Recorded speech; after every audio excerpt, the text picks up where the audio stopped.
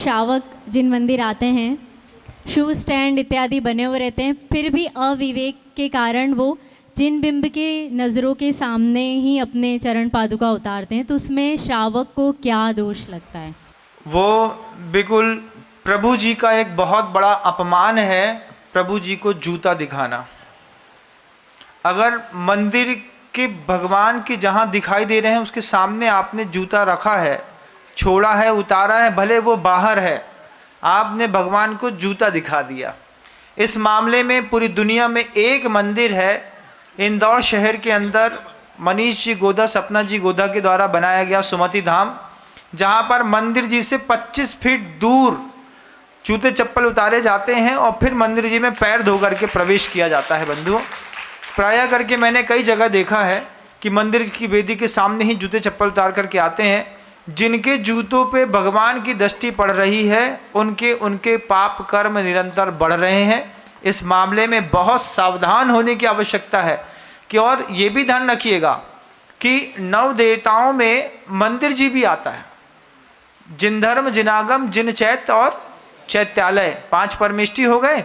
जिन धर्म हो गया, जिनागम हो गया, जिन चैत्य और चैत्यालय हो गए। तो चैत्यालय जो होता है वो भी एक भगवान का रूप होता है। तो चैत्यालय में भी जब हम प्रवेश करते हैं, मंदिर जी में प्रवेश करते हैं, तो प्रवेश करते वक्त जब हम भगवान की मंदिर की सीढ़ी पढ़ते हैं, जब भी ड्योढ़ी में हाथ रखकर इसको छूते हैं, ये कोई रूढ़िवादिता नहीं है। ये उस वक्त जो है आप 9 देवताओं में से एक देवता का पैर पड़ रहे हैं। इस चैत्यालय के अंदर, इस चैत्यालय के अंदर चैत्य विराजमान है, वो भी एक देवता है। अब उस देवता के सिर पर, उस देवता के ऊपर आपने जूता उतार दिया, जिसको मंत्र से प्रतिष्ठित किया था, अधिष्ठित किया था। ये एक बहुत बड़ा अपराध है। इस अपराध को लगातार जैन समाज क्यों कर रही है मुझे पता नहीं है, लेकिन मंदिर जी के बाहर तो किसी भी प्रकार का जूता चप्पल नहीं होना चाहिए। और आचार्य तो बहुत सरल और सहज बात कहते हैं, मंदिर नंगे पैर घर से आना चाहिए। जूते चप्पल घर में उतारिए, नंगे पैर मंदिर आइए। और जैसे साधु परमेष्ठी अपने उपास्य से प्रभु जी के दर्शन के लिए जाते हैं, ऐसे पूरी ईर्यापद शुद्धि के साथ श्रावक मंदिर आता है। ईर्यापद शुद्धि जो है सिर्फ साधु की होती है ऐसा नहीं, श्रावक की भी होती है। जब पूजन सामग्री ले ली है, मंदिर जा रहा है, तो वो ईर्यापद शुद्धि से धरती को निरखते निरखते वहाँ तक पहुँचे।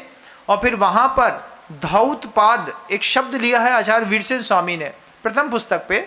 वो कहते हैं कि सबसे पहले पैर धोए। तो कई लोग तो बहुत मॉडर्नाइज हो गए हैं, जूता उतारते हैं और मोजा पहन करके मंदिर जी के अंदर चले जाते हैं।